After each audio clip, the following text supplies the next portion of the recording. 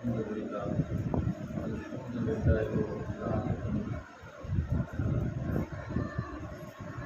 والصلاة والسلام على سيدنا الأنبياء والمرسلين وعلى آله وصحبه وذرياته وأهل بيته أجمعين أما بعد أعوذ بالله من الشيطان الرجيم بسم الله الرحمن الرحيم ويقولون تعالى فإذا برزوا من عندك بيض طائفة منهم غير الذي تقول والله يكتب ما يبدلون فأعرض عنهم وتوكل على الله وكفى بالله وكيلا أفلا يتدبرون القرآن ولو كان من عند غير الله لوجدوا فيه اختلافا كثيرا وإذا جاءهم أمر من الأمن أو الخوف أطاعوا به ولو ردوه إلى الرسول وإلى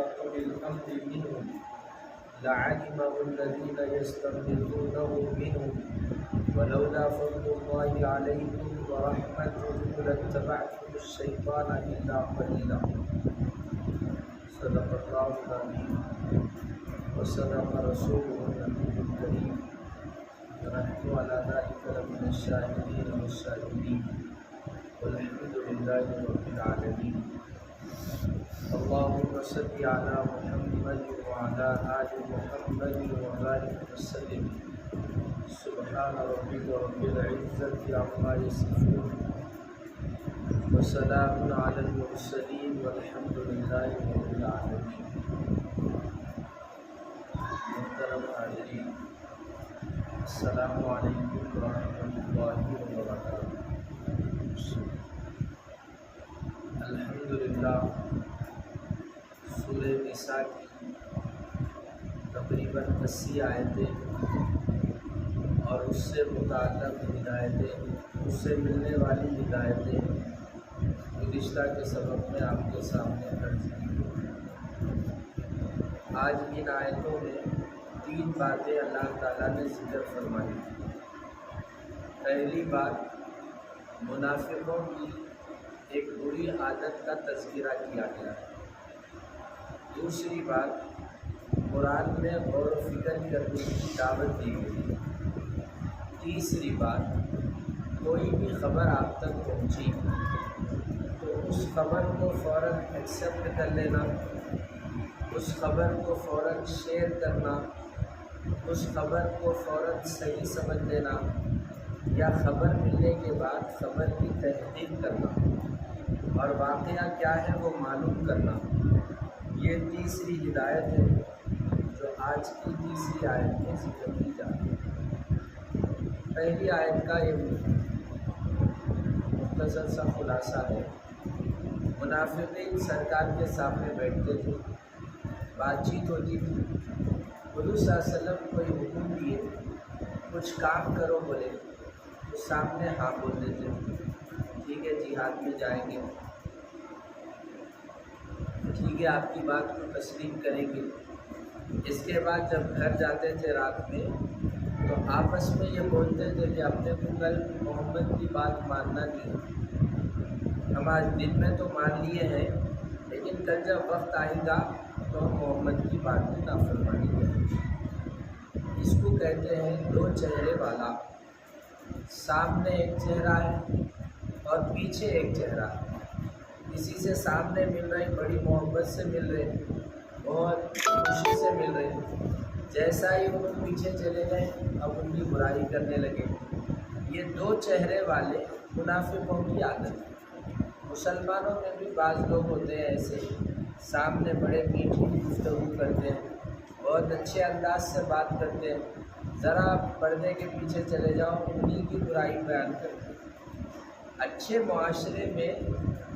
معاشرے کے لیے یہ بات بہت ہی بری ہے، اس لیے مسلمان کبھی 2 چہرے والا نہیں ہوگا۔ منافق کا نام ہی 2 چہرے والا ہے، سامنے الگ رہتا ہے، پیچھے الگ رہتا ہے۔ دیکھیں وَيَقُولُونَ طَاعَةً، یہ لوگ کہتے ہیں ہمارا کام تو اطاعت کرنا ہے، آپ کی بات کو ماننا ہے۔ فَإِذَا بَرَزُوا مِنْ عِنْدِكَ، پھر جب آپ کے پاس سے باہر جاتے ہیں، بَيَّتَ طَائِفَةٌ مِّنْهُمْ، تو رات کے وقت مشورہ کرتے ہیں، ان میں ایک جماعت اس کے برخلاف جو زبان سے کہہ چکے، یعنی دن میں جو بولے تھے سرکار کو بات مانے کے، رات میں مشورہ کر کے اس کے خلاف کرتے تھے۔ واللہ یکتب ما یبیتون۔ اب نبی رحمت صلی اللہ علیہ وسلم کو کیا کرنا چاہیے؟ یعنی حضور کو وحی میں بتا دیا گیا کہ یہ لوگ دو چہرے والے ہیں، سامنے الگ بات کرتے ہیں، پیچھے الگ بات کرتے ہیں۔ پیشوا، امام، بڑے آدمی کا کام یہ ہے وہ صبر کرے۔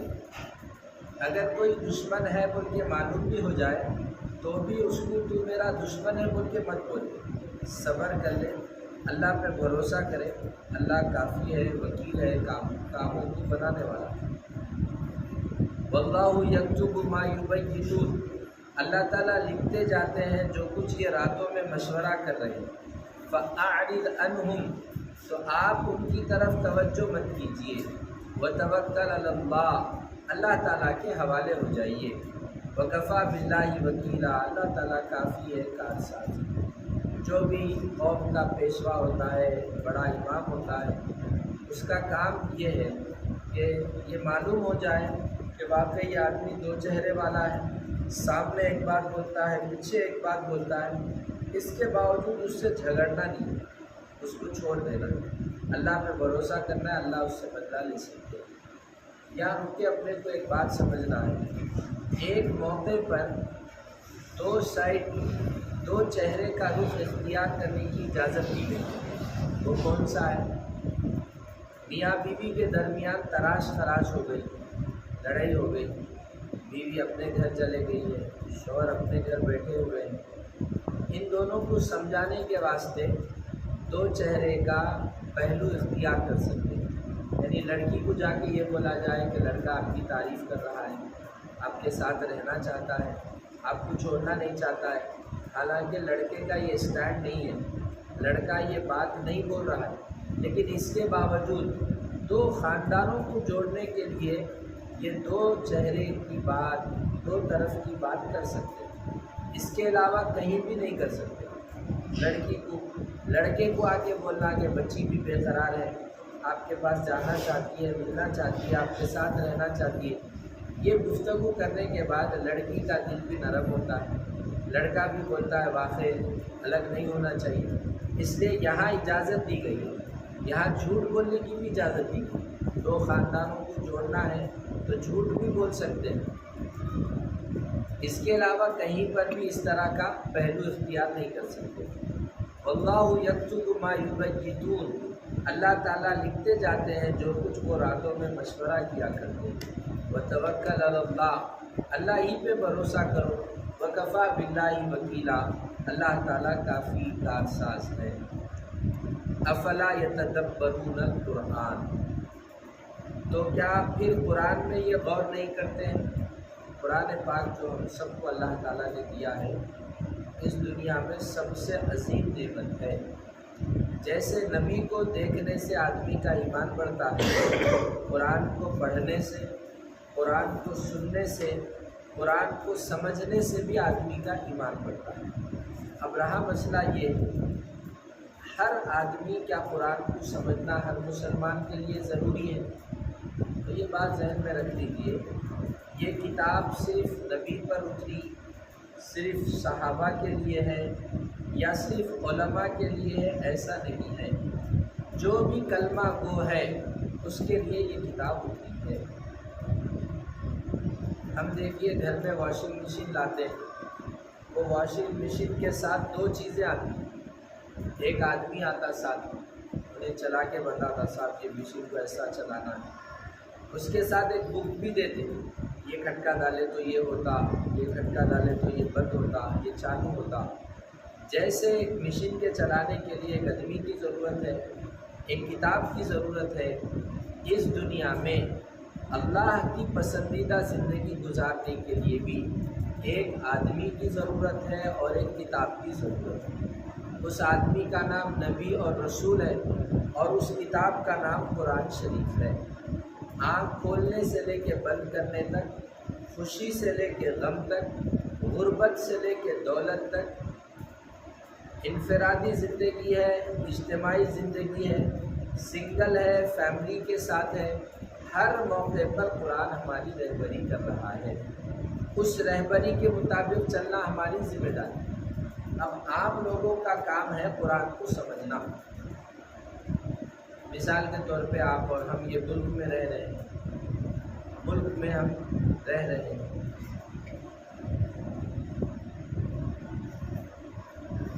کوئی اگر ملک کے قانون کے خلاف کر دے، سگنل توڑ کے چلا جائے اور بولے نہیں صاحب سگنل توڑ کے گئے تو چالان لگتا، بولتے مجھے نہیں معلوم تھا، بولے تو چھوڑ کے جاؤ، چالان مار دیا۔ تو جیسے ملک میں رہ رہی تو یہاں کا قانون معلوم کرنا ضروری ہے، ایسے ہی اسلام میں جی رہے ہیں تو اللہ کا بھی قانون معلوم کرنا ضروری ہے۔ اس قانون کا نام اللہ کی کتاب ہے۔ ہر مسلمان کی ذمہ داری ہے اللہ کی کتاب کو سمجھنا، اللہ کے پیغام کو سمجھنا ہر ایک کی ذمہ داری ہے۔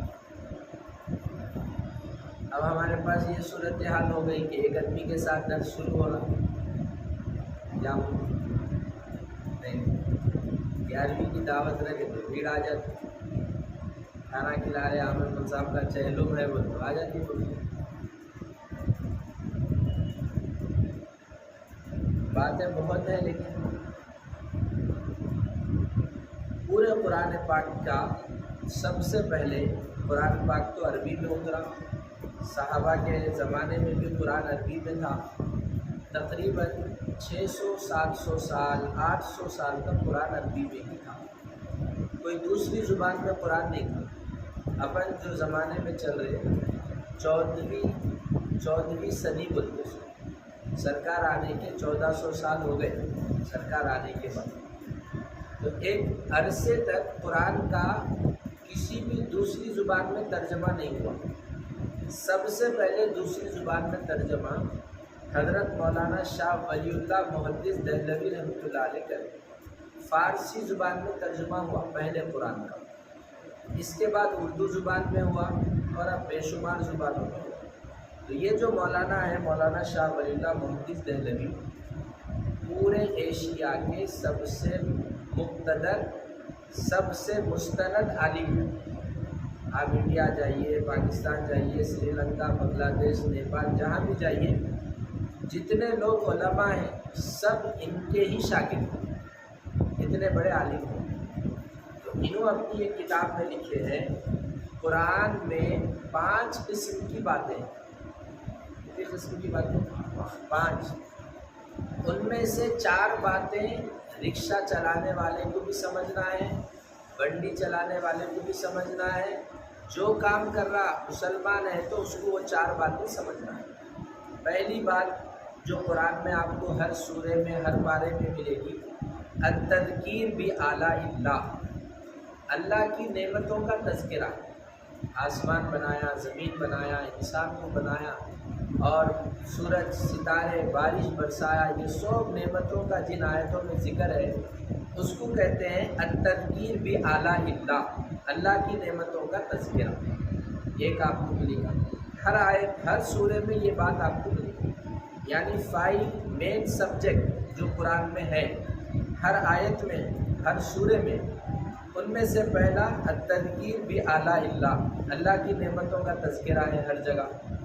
دوسرا جو تذکرہ ہے التذکیر بایام اللہ، اللہ تعالیٰ نے دنیا بنانے کے بعد انسانوں کو بے یار و مددگار نہیں چھوڑے، جب بھی انسانوں میں بگاڑ آیا ایک پیغمبر کو بھیجے، وہ پیغمبر دنیا کے اسٹیج پر آئے، لوگوں کو سمجھائے، تو بعض لوگ ان کو ماننے والے رہے اور بعض لوگ پیغمبر کو ستائے، تو ماننے والوں پر اللہ کا انعام اترا، اللہ تعالیٰ ان کو کامیابی دیے، نہیں ماننے والوں پر اللہ کا عذاب آیا۔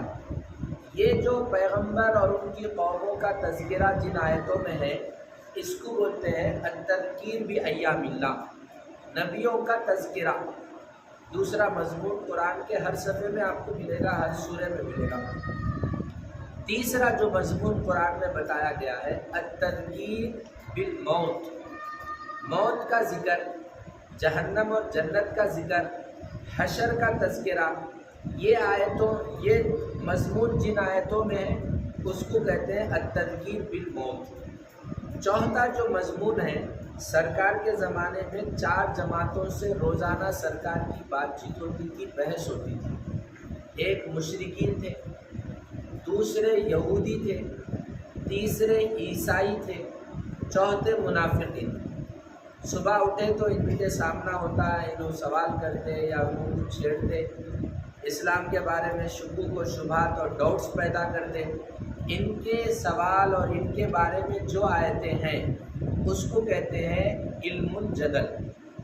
علم الجدل، یہ 4 مضمون آپ کو قرآن میں ہر جگہ ملیں گے، یہ سمجھنے کی ہر مسلمان کی ذمہ داری۔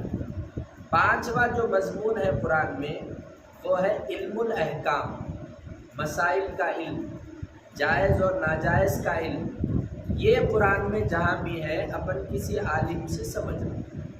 اسی لیے قرآن جب بھی بولتا ہے قرآن میں غور و فکر کرو، اس سے مراد یہ 4 مضمون میں ہر مسلمان خود سے پڑھ سکتا ہے۔ اب کیسا پڑھنا قرآن کو خود سے؟ اس کا پہلا طریقہ یہ ہے، آپ دیکھیے اس زمانے کا عالم اچھا ہے یا نبی کے زمانے کا صحابی اچھا ہے؟ کون افضل ہے؟ صحابی افضل ہے۔ تو نبی کے زمانے میں صحابی سے قرآن سمجھنے میں غلطی ہوئی۔ صحابہ 2 قسم کے تھے، ایک صحابہ وہ تھے جو اہل علم تھے، علم کے واسطے انہوں جان لگائے، علم کے واسطے اپنی زندگی لگائے، علم کو سمجھے۔ دوسرے وہ صحابہ تھے جو کاروبار میں اپنے کاموں میں مست تھے، علم کے بارے میں انہوں اتنا زیادہ فکر نہیں کریں۔ اس لیے ایسے جو صحابہ جو علم میں زیادہ مہارت حاصل نہیں کرے، ان صحابہ سے قرآن کے سمجھنے میں غلطی ہوتی ہے۔ مثال کے طور پہ ایک صحابی ہے عدی ابن حاتم، ایک آیت ہے قرآن میں حتیٰ یتبین لکم الخیط الابیض من الخیط الاسود من الفجر، سحری کا کھانا کب تک کھا سکتے؟ قرآن میں بتایا گیا سحری کا کھانا آپ جو ہے تو سفید تاگا کالے تاگے سے الگ ہونے تک کھا سکتے، یہ قرآن کے الفاظ ہیں۔ وہ صحابی کیا کرے، ایک تکیے پہ سفید تاگا رکھے، کالا تاگا رکھے، کھانا کھاتے بیٹھے سحری میں، ایک کھا رہے، وہ اندھیرا جا رہا نہیں، اجالا آ رہا نہیں، وہ سفید اور کالا تاگا روم میں دکھ رہا نہیں۔ تو کھانا جب کھائے اذان ہو گئی، باہر آئے تو سرکار کے پاس جا کے بولے یا رسول اللہ قرآن میں ایسا تھا، میں ایسا لے کے بیٹھا، روشنی ہو گئی، کھاتے رہا۔ تو حضور بولے بھی یہاں تمہارا تکیہ بہت بڑا ہے، اس میں تو سورج بھی آ گیا، اندھیرا بھی آ گیا۔ یہاں سفید تاگے سے مراد سورج کی روشنی ہے اور کالے تاگے سے مراد رات کا اندھیرا ہے۔ تو صحابی ہونے کے باوجود قرآن سمجھنے میں غلطی ہوئی۔ تو بتلانا مقصد یہ ہے ہر عام آدمی قرآن خود سے سمجھے گا تو بھٹک جائے گا، کیونکہ قرآن کے بارے میں ہے یضل بہ کثیرا ویہدی بہ کثیرا، قرآن پڑھ کے کوئی گمراہ بھی ہوتا ہے، قرآن پڑھ کے کوئی ہدایت بھی پاتا ہے۔ اس لیے قرآن سمجھنے کے لیے سب سے اچھا طریقہ یہ ہے کسی عالم کے پاس درس میں بیٹھ کر قرآن کو سمجھا جائے۔ اب میں آج بھی بول رہا ہوں، اب تک ماشاءاللہ ہمارے تقریباً 100 تو درس ہو گئے ہوں گے، اب تک 100۔ ان 100 درسوں میں جو کچھ بولا وہ کتابوں سے دیکھ کر ہی آ کے بولا، اپنے سے کچھ بھی نہیں بول سکتے، کیونکہ جیسے قتل کرنے سے آدمی جہنم میں جاتا، قرآن میں اپنے سے کچھ بولے تو بھی جہنم میں جاتا۔ حدیث میں من قال فی القرآن برأیہ فلیتبوأ مقعدہ من النار، جو آدمی قرآن میں اپنے سے کچھ بولے گا انہیں جہنم میں جائے۔ اس لیے صحیح طریقہ یہ ہے کہ آپ ایک پورا وقت نکال کر قرآن پاک کو کسی عالم کے پاس پڑھیے، سمجھیے۔ ایک دور ایسا ہو جاتا پورے 30 پارے آپ کسی کے پاس کلاس میں بیٹھ کے سمجھنا، یہ دور ہونے کے بعد دوسرا طریقہ یہ ہے کسی عالم سے پوچھ کے کوئی قرآن شریف آپ روزانہ لے کے بیٹھ کے سمجھ سکتے۔ کون سا قرآن پڑھنا؟ مفتی تقی عثمانی صاحب کا انگلش میں بھی اردو میں بھی قرآن ہے۔ پہلے تو آپ یہاں سبق میں بیٹھ کے سمجھ رہے ہیں، کیونکہ آپ سب سے سوال ہے حضور صحابہ کو قرآن سمجھا ہے نہیں کتابوں میں لکھ کے دے دیے؟ سمجھا ہے۔ اگر کتاب لے کے بیٹھ گئے تو قرآن پڑھنا سمجھنا گمراہی ہو جاتی ہے۔ شیطان اور نفس کیا کرتا ہے؟ آدمی کو گمراہ کرتا ہے۔ اس لیے اچھا طریقہ تو یہ ہے کہ کسی عالم کے پاس قرآن بیٹھ کے سمجھا جائے۔ دوسرا طریقہ یہ ہے کہ عالم کی رہبری سے کوئی قرآن پاک کا مطالعہ کرے۔ جیسے آپ لوگ آئے، ہمارے پاس بھی کئی نوجوان آئے، سبقوں میں بیٹھے، گرمی بھی آئی ان کے اندر سبق میں بیٹھنے کے بعد، اور کچھ قرآن شریف خرید کے لا کے پڑھتے بھی بیٹھے۔ پھر ایسا ہوا، شیطان کیا کرتا وہ لوگ، ایک ہے حج کا کام اور ایک ہے 2 رکعت نماز پڑھنے کا کام، نفل نماز پڑھنے کا کام۔ شیطان کیا کرتا، حج کا ہی کرتا، پھر 2 رکعت نفل روز پڑھانا، روز پڑھ لے تو ایک بڑے ثواب سے بچانے کے واسطے شیطان ایک چھوٹے ثواب کی طرف پھر دیتا، آدمی یہیں سے پھسل جاتا۔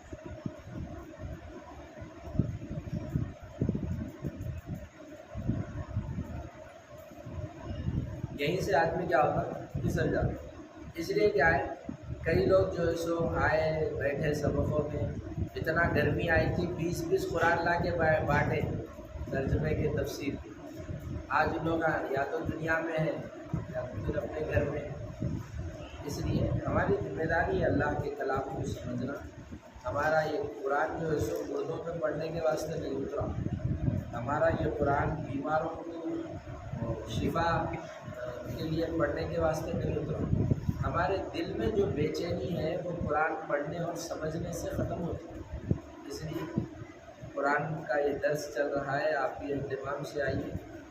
افلا یتدبرون القرآن ولو کان من عند غیر اللہ، اگر یہ اللہ کے علاوہ کسی اور کی طرف سے قرآن اترتا تو اس میں بہت سا اختلاف تم پاتے۔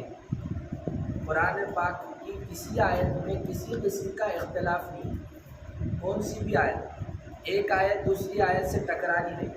اس کو آپ اس طریقے سے سمجھیے، کوئی آدمی لیڈر کوئی بیان کرتا، صبح میں ایک بیان ہوتا، شام میں اس کا بیان اس کے خلاف آ جاتا، خود اپنے خلاف بول دیتا۔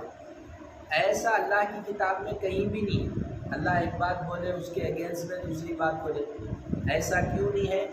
اس کی کئی وجہ ہے، 2 وجہ میں آپ کو بتاتا ہوں۔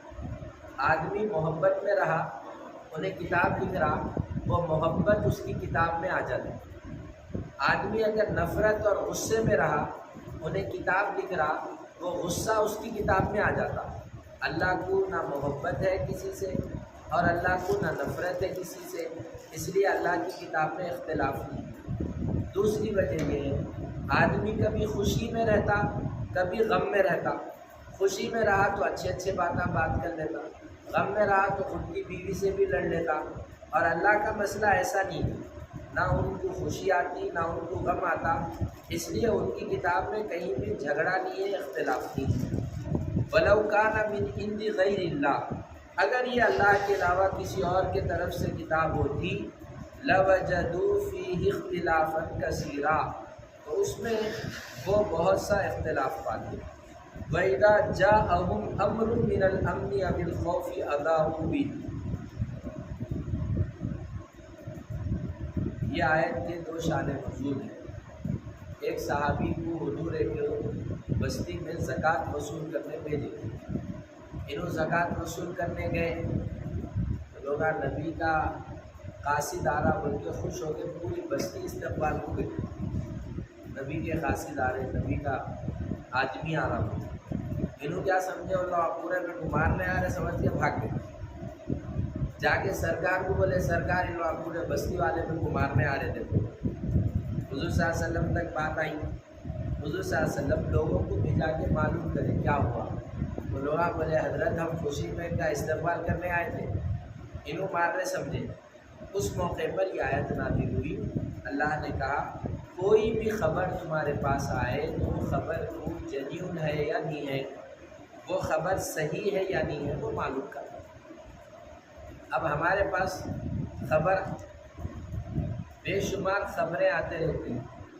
فون ایسا ہو گیا ہے، آپ جو سو کہیں بھی دنیا میں کچھ بھی ہو جائے ہمارے گھر کے روم میں وہ خبر آ جاتی ہے۔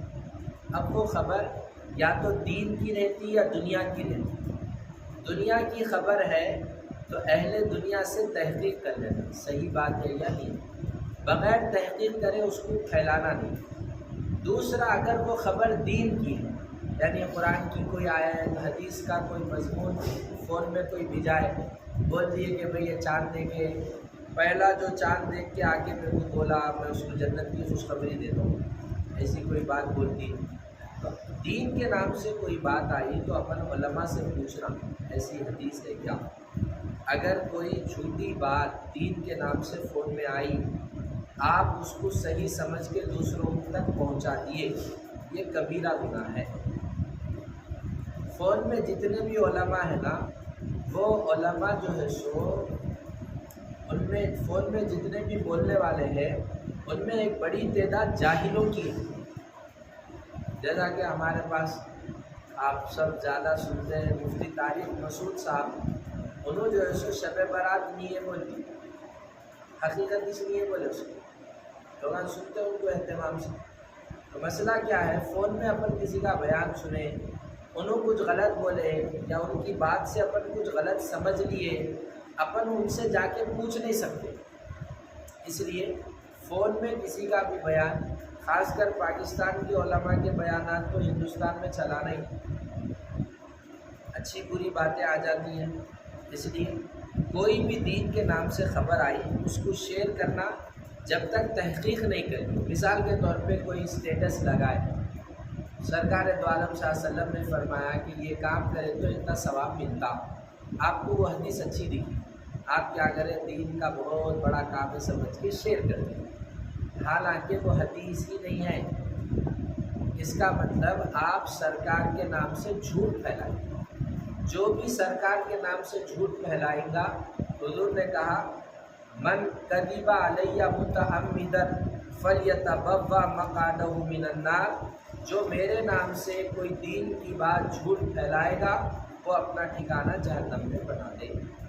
ایسے ہی دنیا کی خبروں میں سیاسی خبر آتی یا مسلمانوں کو خوف میں دلانے والی کوئی خبر آتی، کئی مسلمان کے گھر میں بلڈوزر چلا دیے بول کے آیا، کئی مسلمان بچی کو مار دیے بول کے آیا، اپن وہ خبر پورے جبلی ہلز میں پھیلانا فرض ہے سمجھتے ہے نہیں ہے؟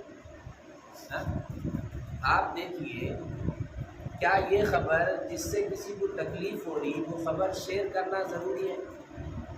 میری بیٹی کی عزت لوٹی بول دو، میں کیا اس کو شیئر کرتا ہوں؟ میرے بیٹے کو 4 لوگ مارے بول دو، کیا میں اس کو شیئر کرتا ہوں؟ دنیا بھر میں جو بھی مسلمان ہے وہ میرا بھائی ہے، اس کو جو مارا گیا اس کو چھپانا ہے۔ آپ کے شیئر کرنے سے کیا ہونے والا ہے؟ ہمت ہے تو جا کے ایم آر او کے پاس کمپلینٹ دو، اگر کوئی نیوسنس ہوا، کوئی جرم ہوا تو کمپلینٹ دو۔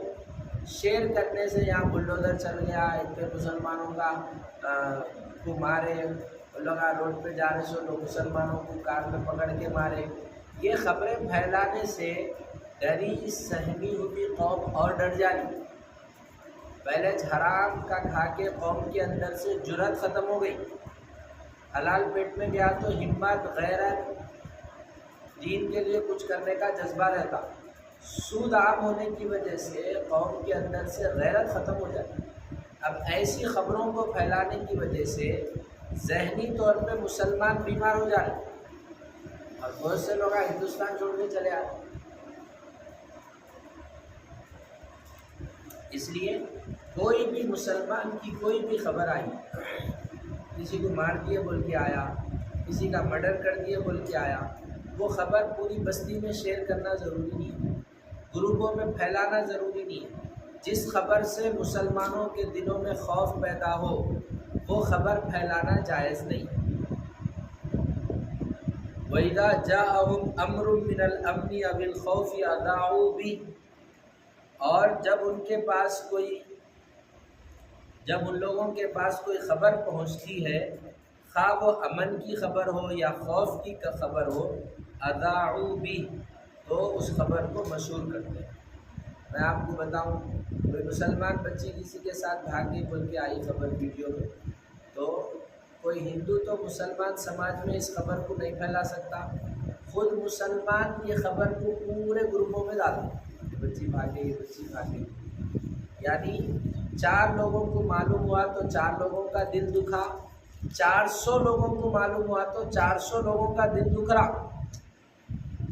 بھئی اگر کوئی مسئلہ ہوا، ہم جا کے اس مسئلے کو حل کر سکتے تو وہ خبر سن کے جا کے حل کرو، حل نہیں کر سکتے 100 جنوں کو بھجانے سے کیا ہوتا؟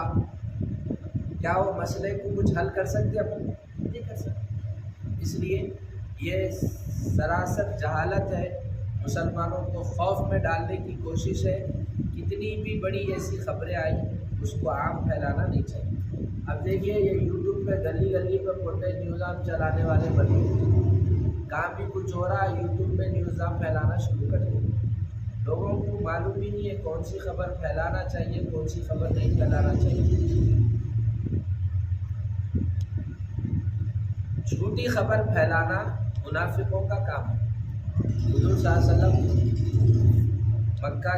مکہ میں حضرت عثمان کو بھیجے تھے، مکہ کے احوال دیکھ کر آؤ، تو منافقین کیا کرے، مدینہ میں یہ بات چلا دیے، مشرکین مکہ نے حضرت عثمان کو قتل کر دیا، اور حضور تک بھی وہ بات پھیل گئی۔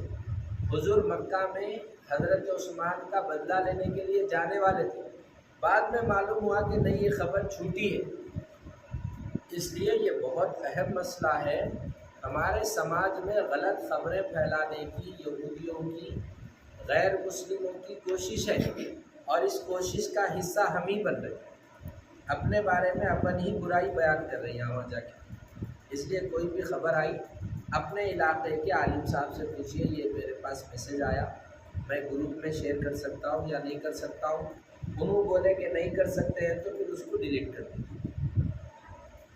وَإِذَا جَاءَهُمْ أَمْرٌ مِّنَ الْأَمْنِ أَوِ الْخَوْفِ أَذَاعُوا بِهِ، جب ان کے پاس کوئی امن یا خوف کی خبر آتی ہے تو اس کو مشہور کر دیتے ہیں۔ وَلَوْ رَدُّوهُ إِلَى الرَّسُولِ، اگر یہ لوگ اس خبر کو رسول کے پاس لاتے، وَإِلَى أُولِي الْأَمْرِ، یا علماء کے پاس لاتے ان میں سے، لَعَلِمَهُ الَّذِينَ يَسْتَنبِطُونَهُ مِنْهُ، تو اس کو وہ حضرات پہچان ہی لیتے کہ اس کی جو ان میں اس کی تحقیق کر لیا کرتے تھے۔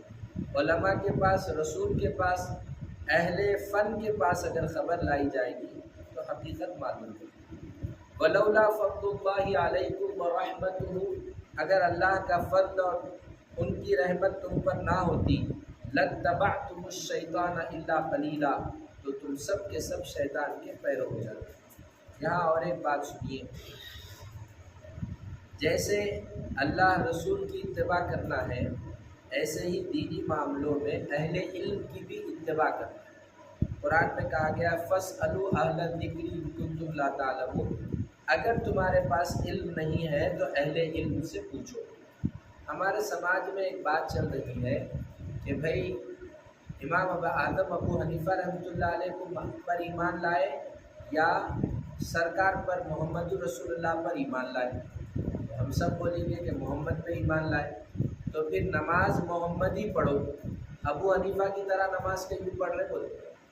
تو اس سلسلے میں ایک بات سنیے، جیسا میں نے آپ کے سامنے عرض کیا، کچھ صحابہ اکرام وہ تھے جو اہل علم تھے، اور کچھ صحابہ وہ تھے جو اہل علم نہیں تھے، تو جو اہل علم نہیں تھے وہ صحابہ اہل علم صحابہ کی اتباع کرتے تھے۔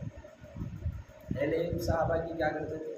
اتباع کرتے تھے۔ نبی کے زمانے میں یہ دو، نبی کے بعد صحابہ اکرام میں یہ دو جماعتیں تھیں، بعض وہ صحابہ تھے جو علم کے ماہر نہیں تھے، اور بعض وہ صحابہ تھے جو علم کے ماہر تھے۔ تو جو لوگ علم کے ماہر ہیں وہ امام بنتے تھے، لوگ ان کی بات کو مانتے تھے۔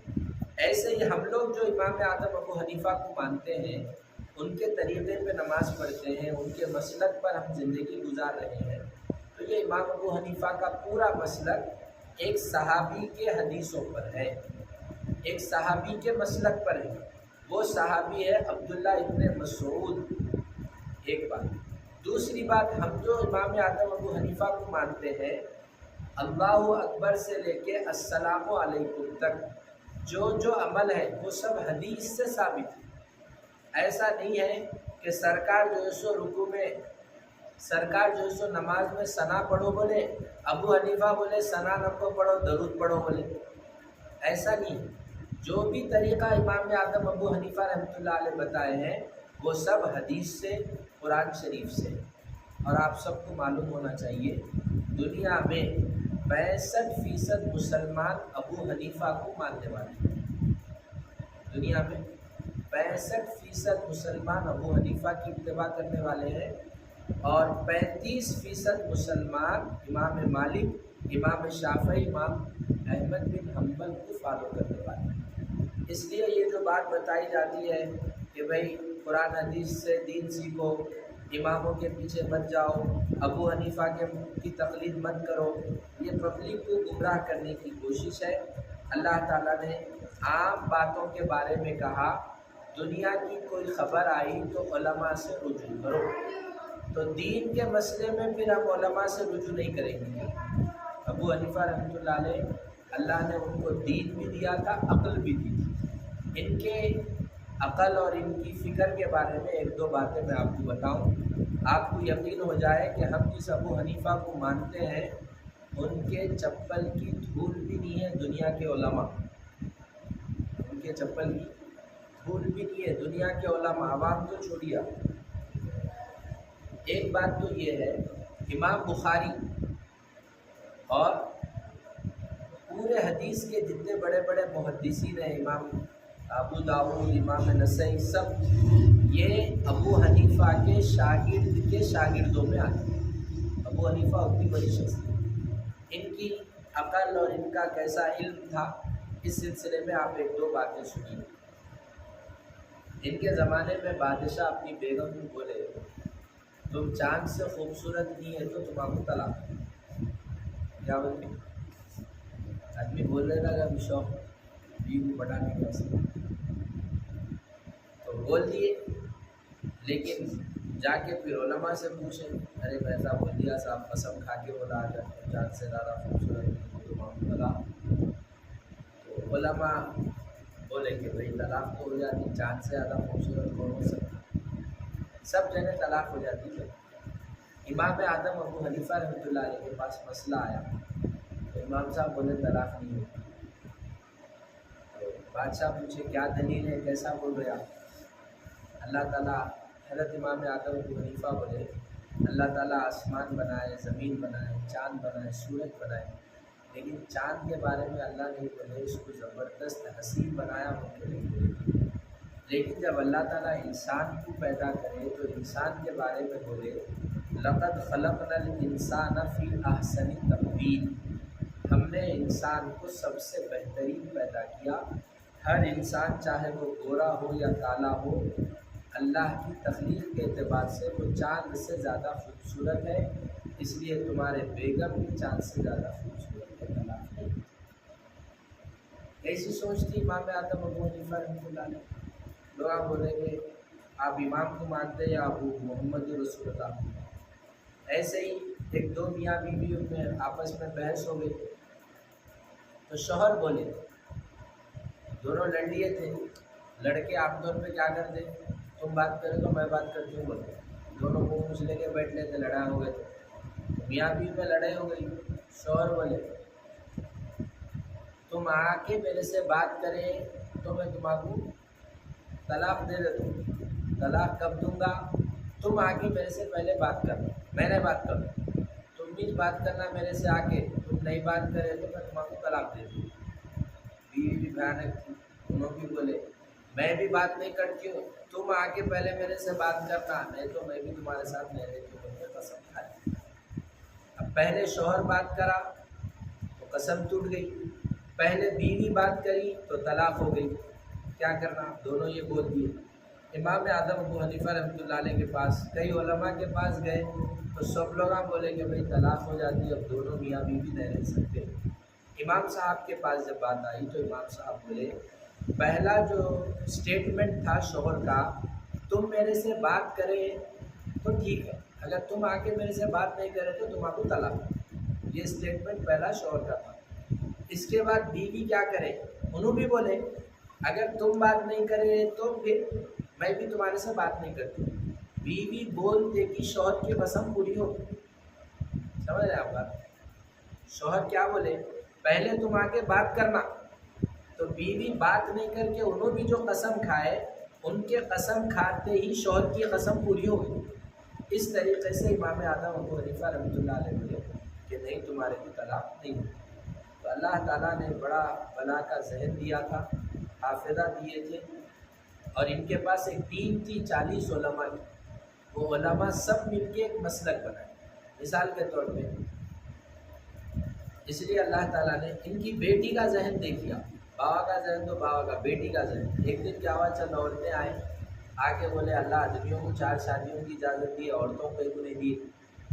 تو قرآن سے سمجھا سکتے تھے لیکن اس کو دماغ سے عقل سے سمجھانا چاہ رہے تھے. ابو حنیفہ پریشان تھے کیسا سمجھانا ہوتا. تو ان کی ایک بیٹی ہے، حنیفہ نام ہے اس کا. وہ بیٹی آ کے بولی ابا جان میں یہ عورتوں کو سمجھاتی ہوں، شرط یہ ہے کہ آپ کا نام آج سے میرے نام کے ساتھ آنا. دنیا آپ کو نعمان کے نام سے نہیں، حنیفہ کے ابا ابو حنیفہ کے نام سے یاد کرنا. تو ابو حنیفہ بولے ٹھیک ہے. تو وہ خاتون، وہ بیٹی ابو حنیفہ کی، وہ عورتوں کو بلائے، بولے تم لوگ جا کے اپنا دودھ نکال کے لاؤ. ان لوگ دودھ نکال کے لائے. اس کے بعد دونوں کا دودھ ایک برتن میں ڈال دیے. پھر وہ لڑکی کہنے لگی اب تم لوگ اپنا دودھ نکال دو. تو عورتیں بولے کیسا نکال سکتے؟ انہوں بولے ایک عورت جب 2 شوہروں کی بیوی بنے گی، کون سے شوہر سے بچہ پیدا ہوا یہ معلوم نہیں ہوگا. اس لیے اللہ تعالیٰ نے عورت کو ایک سے زائد شادی کرنے کی اجازت نہیں دی. تو یہ عقل اور یہ فہم اور فراست ابو حنیفہ کو، ان کی بیٹی کو حاصل تھا. اس لیے اللہ تعالیٰ نے ان سے ایک دین کی بڑی خدمت دی. اب ہم جیسے علماء جب ابو حنیفہ کو ماننے کے لیے تیار ہیں تو روڈ پہ حدیث کی کتاب لے کے پھرنے والے کیا ابو حنیفہ پہ سوال کر سکتے ہیں؟ اس لیے یہ صرف گمراہی ہے، اس سے بچنا چاہیے. صحابہ، اولیاء، ائمہ، ان سب کو چھڑانے کا نام ہے قرآن و حدیث. حدیث بولنے والے صحابہ، اولیاء اور علماء سے دشمنی کرنے کا کام کرتے ہیں. اللہ تعالیٰ ہم سب کو اہل علم ائمہ کی تقلید اور ان کا احترام کرنے کی توفیق عطا فرمائے. وآخر دعوانا